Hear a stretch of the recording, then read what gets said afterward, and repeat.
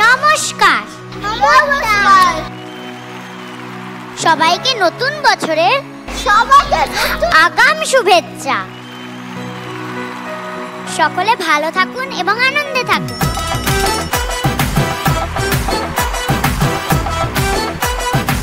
তোমরা কি জায়গায় বসো? হামটি এখানে থাক, বোম্বই জায়গায়।